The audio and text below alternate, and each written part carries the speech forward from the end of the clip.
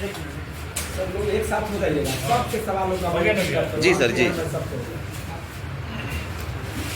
Sir किसान प्रकोष्ठ के आप प्रदेश अध्यक्ष हैं, सिवान में आए हुए हैं, क्या कहिएगा? ये हमारा यात्रा द्वितीय चरण का यह 14वां जिला है और पूरे बिहार में किसान न्याय यात्रा नाम ही अपने आप में चीज़ों को दर्शाता है कि आज तक किसानों के साथ अन्याय होता रहा है। इसलिए राष्ट्रीय जनता दल के राष्ट्रीय अध्यक्ष माननीय श्री लालू प्रसाद और भारत भविष्य नेता प्रतिपक्ष श्री तेजस्वी प्रसाद जी के दिशा निर्देश के पश्चात मैं बेतिया के बगहा से चल करके द्वितीय चरण में 14वां जिला में सिवान आया हुआ और जिले अलग अलग जिलों के अलग अलग समस्याएं हैं। जैसे आप चल जाइएगा बेतिया तरफ तो वहाँ एक किसानों का पंछियों का सुस्तरता है, उसके साथ साथ कई चीज़ें लाने का भी वो लोग। आप चले जाइएगा सीमांचल में किशनगंज तरफ चले जाइएगा तो वहाँ चाय बागान से लेकर के सारा मैंने कहीं बाढ़ है, कहीं सुखाड़ है। एक दो दिन पहले हम लोगों के आगमन के एक दिन पहले ही बारिश नहीं होने से किसान भाई हमारे पंप सेट वगैरह से पानी पटवन करा करके खेत में धान रोपने का कार्य कर रहे हैं। जी आप लोगों को बोले थे कि किसानों को बोले थे कि मतलब अपराधी हैं और बहुत सारी बातें हाँ तो मैं अपराध करते हैं, मैं उसी पर आ रहा हूँ। तो ये एडीजी ने जो कहा तुरंत हमारे माननीय नेता प्रतिपक्ष तेजस्वी जी ने कड़ा ऐतराज जताते हुए खुली चेतावनी दिया और हमको निर्देश किए किसान प्रकोष्ठ के प्रदेश अध्यक्ष होने के नाते मुझे निर्देश किया हमारे नेता कि आप पूरे बिहार में चरणबद्ध आंदोलन की तैयारी करें और उसी चरणबद्ध आंदोलन के प्रथम कड़ी में एक दिवसीय सभी बिहार के सभी जिला मुख्यालयों पर पुतला दहन का कार्य किया गया और मैं स्वयं भी पटना के सड़कों पर उतरा और तब जाकर के एडीजी ने माफ़ी मांगा। दिल से नहीं, माफ़ी इसलिए मांगा है, आप बता दीजिए माफ़ी का कोई शब्द का कोई संविधान से लेना देना है क्या?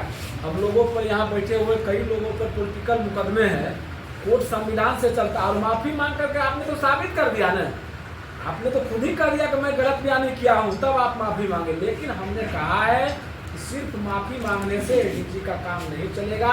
गृह मंत्री के तौर पर जो बिहार के मुख्यमंत्री नीतीश कुमार जी हैं वो बिहार के तमाम किसानों को गांधी मैदान में सम्मानित तरीका से बुलाएं और उस गांधी मैदान में जाकर के नीतीश कुमार जी बिहार के तमाम किसानों से यह कहते हुए माफ़ी मांगे कि एडीजी कुंदन कृष्णन को हमने बर्खास्त कर दिया है और बिहार राज्य के गृह मंत्री के तौर पर मैं किसान भाइयों से माफ़ी मांगना था। हमने कहा है कि आप बयानों का कहीं कहीं समर्थन करते हैं। हमारे लालू जी ने शुरू से कहा है कि ये केंद्र और राज्य की दोनों सरकारें किसान विरोधी है। आप देख लीजिए ये नई बात थोड़े है।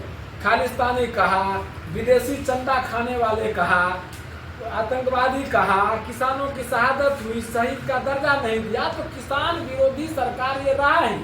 और अब देख लीजिए एडीजी पर कोई कार्रवाई नहीं, तो एडीजी को सिर्फ ये माफ़ी मांगने भर से काम नहीं चलेगा। हम लोगों का किसान प्रकोष्ठ राष्ट्रीय जनता दल का आंदोलन जारी था, जारी है और जारी रहेगा। एक तो ये हो गई बात।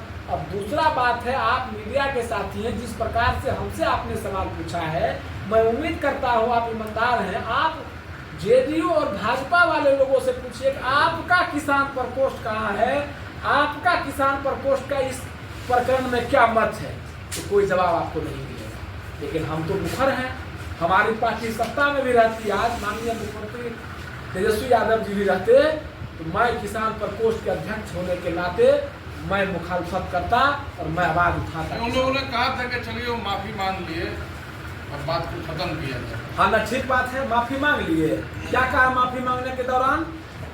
इन 3 महीनों में किसान सदियों से अपराध का कार्य करते रहे, यानी वर्षों से, और कहा कि हमारे बाप दादा भी किसान थे। ये कहा है, अब फर्जी वाले हैं कि ओरिजिनल वाले हमको नहीं मालूम है। तब तो इनके बाप दादा भी वही काम करते आए होंगे। जब आप समझिए, इन बातों का मैं आपसे आग्रह करता हूँ कि एडीजी को जाके पूछिएगा। इन 3 महीनों में जो कहा था आपने, तो आपके बाबू दादाजी भी यही करते थे। किसान है कि हमको नहीं मालूम, लेकिन माफ़ी मांग देने भर से काम चल जाता हो तो हम तो पहले ही कहा कि कई लोगों पर पॉलिटिकल मुकदमे हैं जनता के भलाई को लेकर, तो कोर्ट में माफ़ी मांगने से काम चल जाएगा।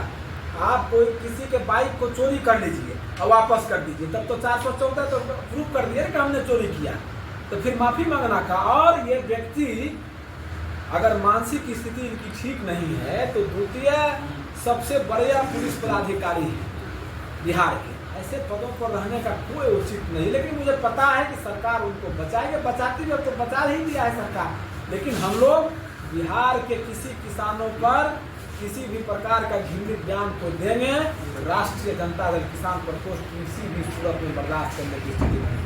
सर, आपने अभी एक बात बोला कि बिहार में अगर बदलाव चाहिए तो किसान बन के वोट करना होगा, जाति में नहीं वोटना होगा। बिल्कुल, इसके पीछे वजह क्या हो सकता है? क्या लगता है सच में जाति के आधार पर किसान बढ़ जाते हैं?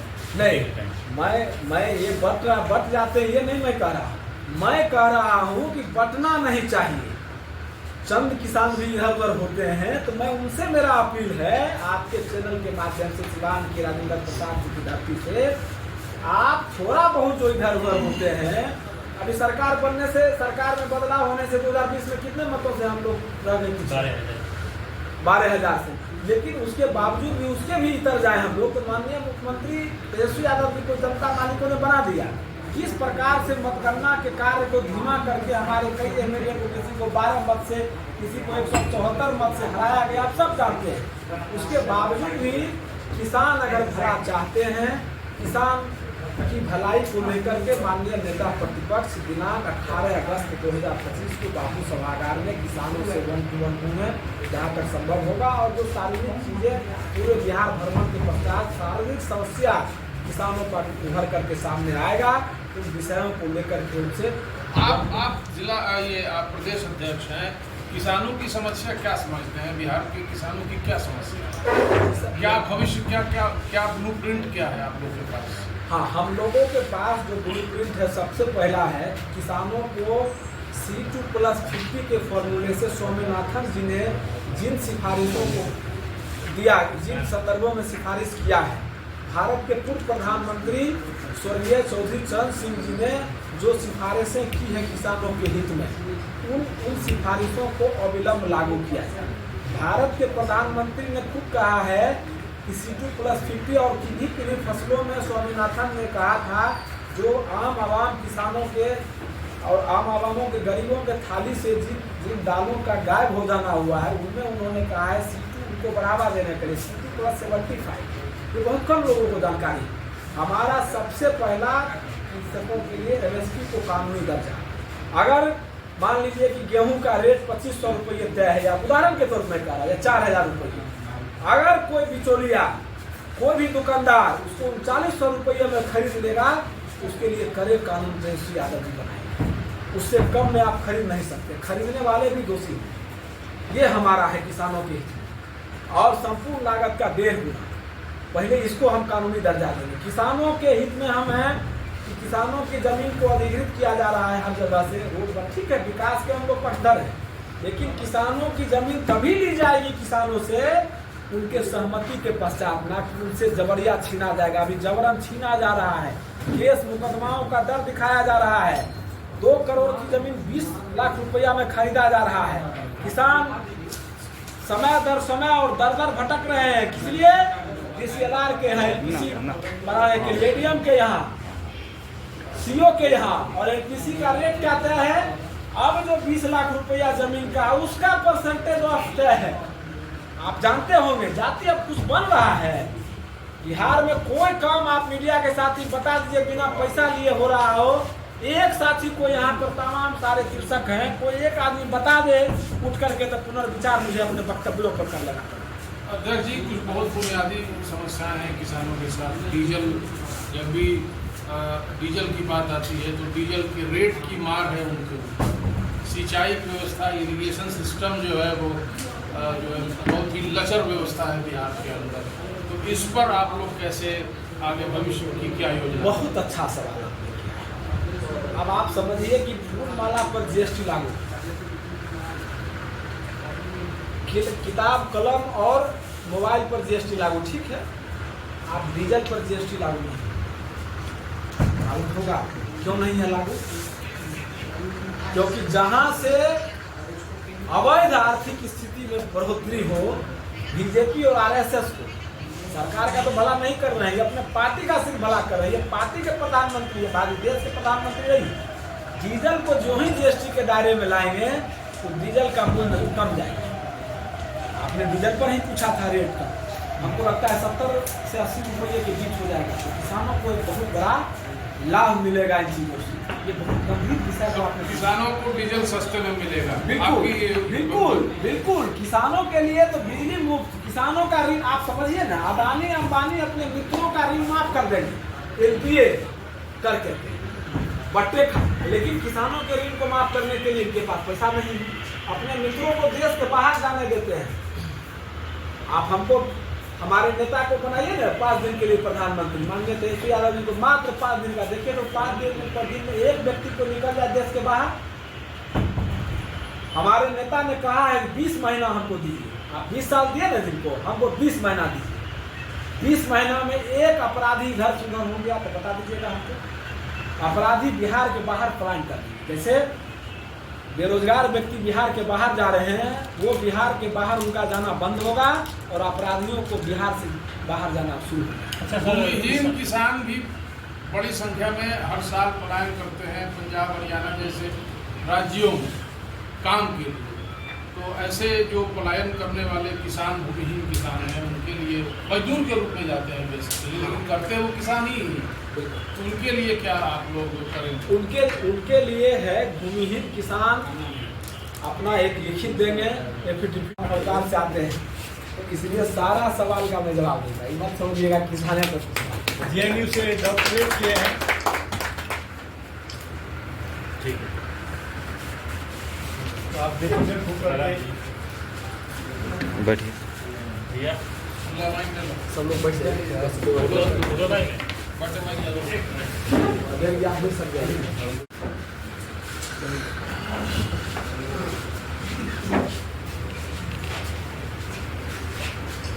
तालियों से स्वागत हो हमारे।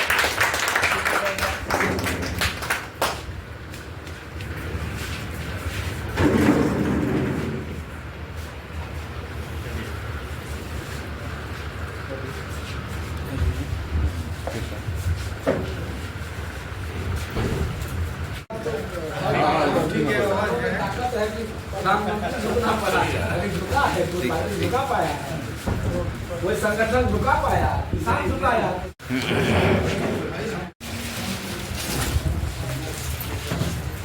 व्यक्ति को ताकत इतनी कहाँ से मिलती है ये झूठा प्रधानमंत्री को? जिन राज्यों में जाएंगे और जिन जिलों में जाएंगे अलग अलग वक्तव्य। हम लोग अगर गलती से भी कोई झूठ बोल देते हैं हम लोगों के बीच जो उपस्थित है, तो मुझे लगता है व्यक्तिगत बातचीत के दौरान मोबाइल से उन में कोई बात झूठ रह गया होगा तो फोन नहीं उठाते हैं शर्म के बारे में। और ये व्यक्ति हजारों लोगों को संबोधित करते हैं और हजारों लोगों को न केवल संबोधित करते हैं बल्कि लाखों लोगों को टीवी चैनल के माध्यम से प्रधानमंत्री को देखते हैं। आकर के किसी जिला में कहेंगे यही चीनी बंद करे, चीनी मिल को चालू करके ऐसी के चीनी से चले। क्या हम कहें, इनको हो क्या गया है? लोगों का ध्यान नीतीश कुमार जी की तरफ जरूर है कि मानसिक स्थिति खराब हो गई, लेकिन मैं समझता हूँ कि भारत के प्रधानमंत्री का भी मानसिक स्थिति ठीक नहीं है। अगर ठीक होता तो आप लोगों में से बताइए इतना झूठ, इस झूठ पर निकल कैसे रहा है? देश देशांतर का यात्रा कर कैसे पा रहा है?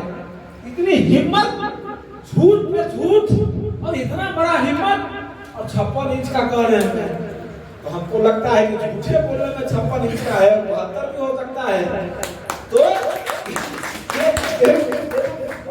बहुत आप बताइए देश का प्रधानमंत्री, अब बहुत दूर का बात नहीं करेंगे, झूठ का मैं एक तरफ से बिंदुवार खोल रहा हूँ, बहुत दूर की बात। बगल में आपके मोतिहारी में इन्होंने कहा था ये चले जाएंगे बांग्लादेश, कहेंगे इस देश की आजादी को लेकर के मैं जेल गया है। हम तो ध्यान आकर्षण आप कराना चाह रहे हैं बिहार के तमाम विपक्षी नेताओं का भी कि भाई आप नीतीश कुमार की तो मानसिक स्थिति के विषय में पता लग गया है लोगों को। अब पता लगना चाहिए कि प्रधानमंत्री की मानसिक स्थिति ठीक है कि नहीं, इनका जांच होना चाहिए, एक हेल्थ बुलेटिन जारी होना चाहिए। ये चले जाएंगे दूसरे राज्य। हाल ही में संपन्न हुआ 5 राज्यों के चुनाव में तेलंगाना, छत्तीसगढ़ और मध्य प्रदेश में इन्होंने कहा कि हमारी सरकार बनेगी, यहाँ के किसानों की धान की खरीद 3175 रुपये क्विंटल करूंगा। और बना भी, कैसे बना उस विषय में कभी हमको बाकी के व्यक्ति कहाँ चले गए, किन प्रदेशों में जाकर के चुनाव लड़ा, किन पार्टियों से, आप सब लोगों को मालूम है। विषय लंबा विषय में हम फंसना नहीं चाहते।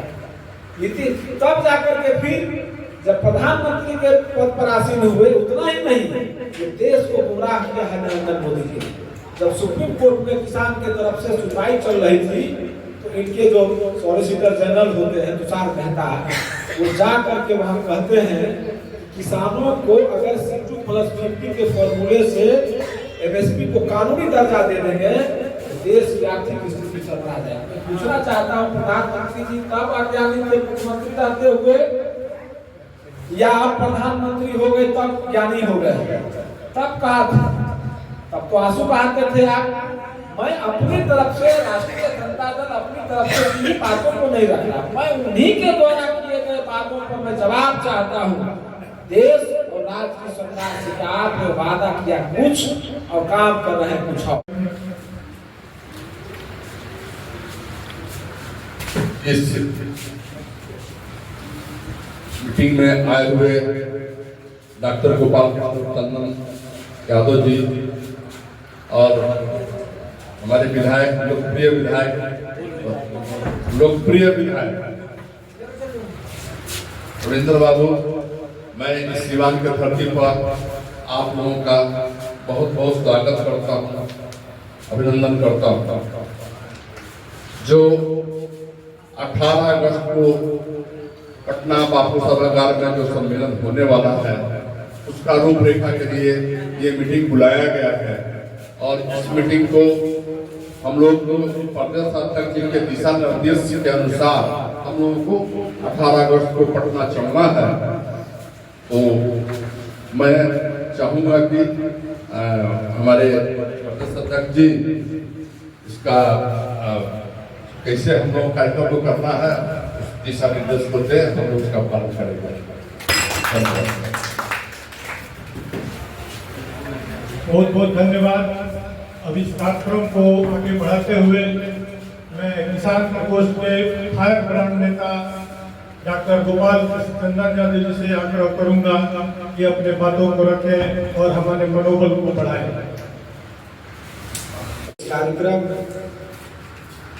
किसान न्याय यात्रा द्वितीय चरण का यह 14वां जिला है सिवान की धरती पर। हमने हर जगह से किसानों की अपार जो संख्या है, भीड़ है, सब लोग, सारे लोग ग्रुप में हैं, देख रहे होंगे क्या किस प्रकार से कार्यक्रम। हमने समय सीमा को देखते हुए हमने आलोक जी से कहा था, इन्होंने एक हॉल बुक किया था, हमने कहा था कि इस कार्यक्रम को अब छोटा करें, इसलिए कि हम जब चले थे इस न्याय यात्रा को लेकर के तो एक दिन में एक जिला करना था, फिर 2 दिनों के बाद हमने एक दिन में 2 जिला किया, फिर द्वितीय चरण में उसी दिन लगा कि एक दिन में 4 जिला का हम कार्यक्रम रखे हुए, क्योंकि पटना में समय हमको ये देना है, तो इसलिए हमने इस कार्यक्रम को छोटा किया। इस कार्यक्रम में उपस्थित है हमारे बीच हमारे साथ चल रहे किसान प्रकोष्ठ के प्रदेश उपाध्यक्ष पूर्व विधायक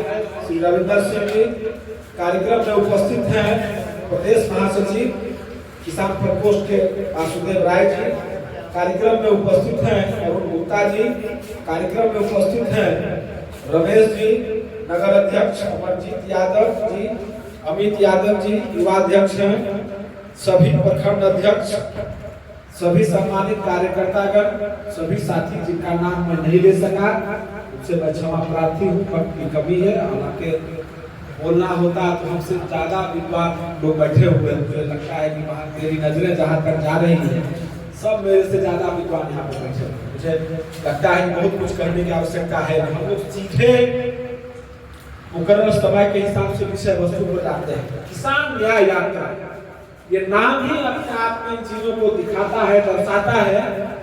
आज तक केंद्र और राज्य की सरकारों के गलत नीतियों के कारण, अभी जो राज्य में 20 वर्षों से सरकार चल रही है, वर्तमान सरकार चल रही है, इनके खास करके इनके गलत नीतियों के कारण किसान लगातार मजबूर होते जा रहे हैं। और यहाँ से इनके अब हम शुरू करते हैं प्रधानमंत्री के वक्तव्यों से। मुझे तो कभी कभी शक होता है और आज भी हम संशय की स्थिति में हैं। 2014 के पहले जो मुख्यमंत्री थे गुजरात के नरेंद्र मोदी, नाम तो भारत के प्रधानमंत्री का वही है। मुझे लगता है कि व्यक्ति वो है कि नहीं है आप लोग बताएंगे, इसलिए बताएंगे कि ये व्यक्ति जब गुजरात के मुख्यमंत्री थे तो हम लोगों के माननीय राष्ट्रीय अध्यक्ष लालू प्रसाद यादव जी के आशीर्वाद से जो केंद्र में सरकार चल रही थी मनमोहन सिंह जी की, मनमोहन सिंह जी को लगातार अभिनय में रहते हुए पत्र लिखा करते। मैं आंकड़ों से बात कर रहा हूँ, मेरे पास उनका पत्र भी है प्रधानमंत्री जी का। ये इतना चिंतित थे कि हम लोगों को भी चिंता में डाल दिए थे। हम लोगों की सरकार थी, लगता था कि किसानों के लिए, और किसान भाई तो हमारे भारत के वफादार और खास करके बिहार के किसान बहादुर होते हैं। लगा सब लोगों को किसानों के लिए लगातार चिंतित है। क्या चिंतित है? किन बातों को जोरदार तरीका से रखते थे पत्र के माध्यम से? ये रखते थे कि किसानों की आय को दोगुनी किए बिना, किसानों को आगे बढ़ाने के बजाय किसानों को तय समय सीमा के अंदर उनके संपूर्ण लागत को स्वामीनाथन कमेटी के सिफारिशों के अनुसार संपूर्ण लागत का 1.5 गुना के हिसाब से एमएसपी को कानूनी दर्जा इनका मांग रहा है लगातार। ये मोदी जी का रहा है। फिर जब ये प्रधानमंत्री हो गए, सूची में मैनिफेस्टो के सूची में सबसे शुमार ऊपर में यही उनका वादा था किसानों से, देश के किसानों से। बन गए प्रधानमंत्री। शुभकामना हम लोग किस प्रकार से बने उस समय कसरत में हम जाना नहीं चाहते हैं। जब प्रधानमंत्री के कुर्सी पर ये गए तो गौर करिएगा बातों पर, आंकड़ों से बात कर। जब किसानों के द्वारा लगातार आंदोलन चलाया गया, दिल्ली में टिकरी संभू बॉर्डर पर 700 से अधिक किसानों की शहादत हुई। बरसों बरस आंदोलन चला, किसानों को आतंकवादी, किसानों को खालिस्तानी, किसानों को विदेश से फंडिंग का भी आरोप, तरह का जितना घृणित आरोप होता है प्रधानमंत्री के तमाम स्पोक्सपर्सन जो भाजपा आरएसएस के है इन लोगों के द्वारा लगाया गया। और बरसों बाद उनको लगा किसान संगठन के सामने हम बहुत छोटा साबित हो गए, हमारा संगठन और हमारी सरकार हिलने की स्थिति में आई है। इसके बाद भी उनको लगा कि यूपी भारत के सबसे बड़ा राज्य का चुनाव है, उस चुनाव को देखते हुए निकल करके प्रधानमंत्री आए और कहा तीनों काला कानून को मैं वापस लेता हूँ। शायद मेरे तपस्या में कोई कमी रह गई। समझिए, बताइए इनको 11 साल का वक्त बहुत कम होता है क्या? जिन व्यक्ति को 11 साल में अपने तपस्या और अपने लिए गए निर्णयों को समझने में देरी लगा हो, और इस देरी के कारण 700 से अधिक किसानों की शहादत में शहादत शब्द का इस्तेमाल इसलिए कर रहा हूँ, हमारे भाई थे और वो किसानों की नहीं, छात्र, नौजवान और इस तनाशाह सरकार के खिलाफ लड़ रहे थे। ये लड़ाई में उनकी जाने गई है।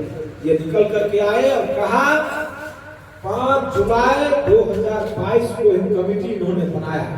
और जो अभी सरकार है सबसे दुश्मन किसान और नौजवान, इसका तो मैंने कट्टर दुश्मन है जो आप लोग देख रहे हैं। उसी बिंदु पर हम लोग जो बापू सभागार में 18 तारीख को वहाँ आम सभा होने वाला है, उसी संदर्भ में हमारे अध्यक्ष जी आए हैं। जैसा कहेंगे वैसा हम लोग उसी निर्देश पर हम लोग चलेंगे। बस यही बात कहकर अपना वाणी समाप्त करते हैं। ज्यादा बढ़ रहा है और बहुत सारी बीमारियां बढ़ रही हैं। हम लोग का दिन प्रतिदिन जीवन छोटा होता जा रहा है। इसलिए बहुत सोचने वाली विषय है कि किसानी हम लोग कैसे करें और सरकार इसको उत्साह कैसे बढ़ाए। इतना ही करके मैं अपनी वाणी को विराम देता हूँ। जय हिंद, जय भारत, जय राजा। अपना कार्यक्रम को आगे बढ़ाते हुए मैं किसान प्रकोष्ठ के महासचिव वसुदेव राय जी को बोलूँगा 2 शब्दों में अपनी बातों को रखें।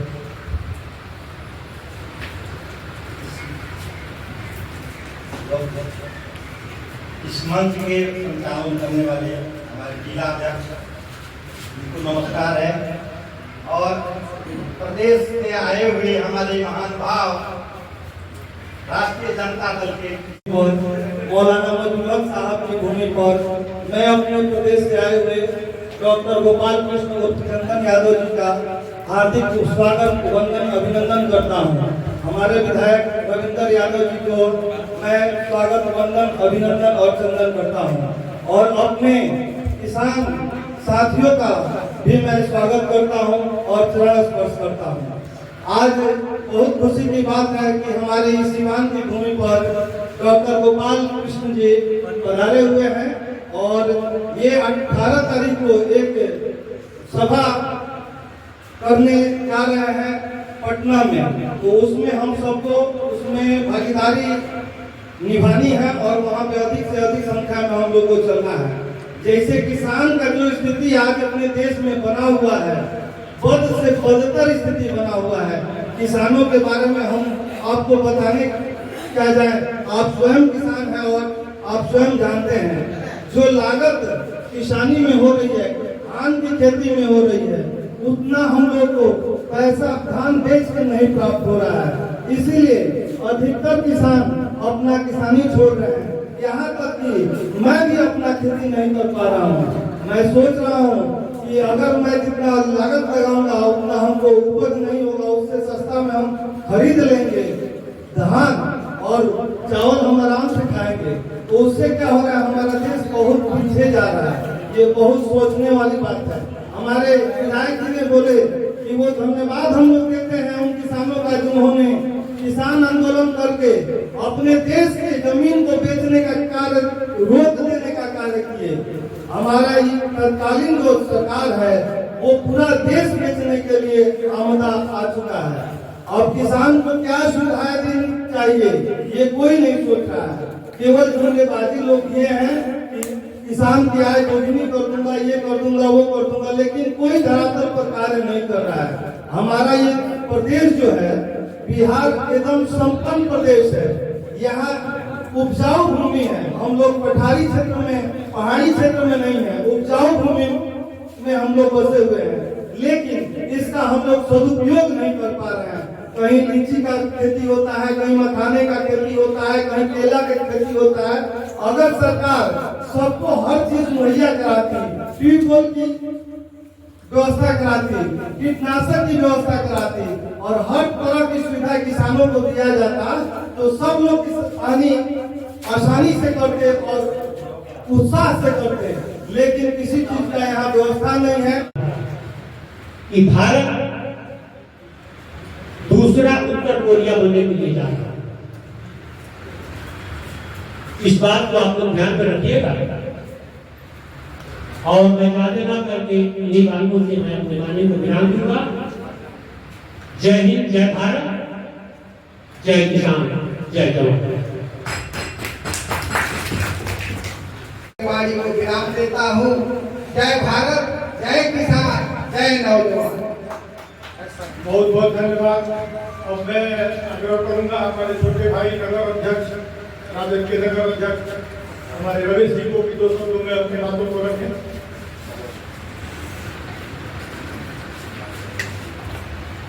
सबसे पहले इस दीवान के पावन अमरजीत जी 2 शब्द।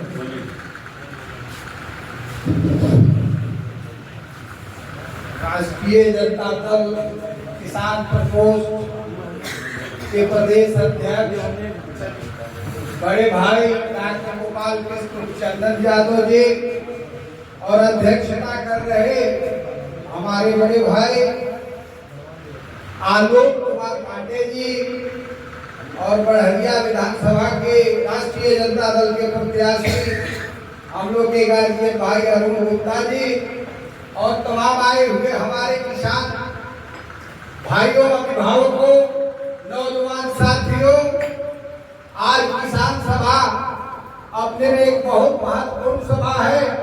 किसानों की समस्या मुंह पाए खड़ी हुई है।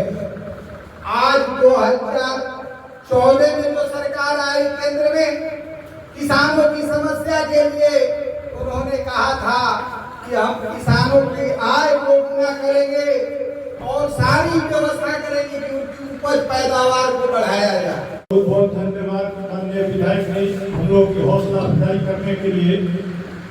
ये आज की जो परिस्थितियां बनी हुई है बिल्कुल एक अलग दिशा में अपने इस राज्य को लेकर के जा रही है। जो डबल इंजन सरकार है, यहाँ की बकवास सरकार है, ये सारे लोग समझ चुके हैं, ये जनता जान चुकी है। आज अपराध जो है चरम पे है। घर में घुस करके महिलाओं को, बच्चों को जिंदा जला दिया जाता है, लड़कियां को रेप किया जाता है और उसको समुचित न इलाज न कोई कार्रवाई और लड़कियां तड़प करके जान दे रही है। और किसानों का तो खैर पूछना ही नहीं है। किसान जैसे तैसे अगर कुछ अन्न उपजा भी ले रहे हैं, वो अन्न उपजाने में उसको इतनी सारी कठिनाइयां हैं और उपजा भी लेते हैं तो उसको जब वो बेचने जाते हैं मार्केट में तो उनका बिचौलियों का सामना करना पड़ता है और उस बिचौलियों के सामने अपना भुट्टा टेक देते हैं क्योंकि उनको वाजिब रेट मिलता नहीं है। बिचौलियों के हिसाब से ही उनको रेट तय करके उनको अपना अनाज बेचना होता है। और ये सारी चीजें हमारी जनता जान चुकी है। बस अब आने वाले जो महीना 1.5 महीने में जो चुनाव है, उस चुनाव पे हमको नजर रखना है। कोई हमारा वोटर छूटे नहीं, एक भी वोटर छूटे नहीं और हर एक वोटर को अपने बूथ पे पहुंचा करके इस बार माननीय तेजस्वी यादव की सरकार बनानी है। अब की बार तेजस्वी सरकार। अब आगे बढ़ते हुए मैं अपने प्रकोष्ठ के जिला उपाध्यक्ष श्री अमरजीत यादव जी को मैं बोलूंगा कि अपने 2 शब्द रखें। ये बहुत ही क्रियाशील और एक्टिव हमारे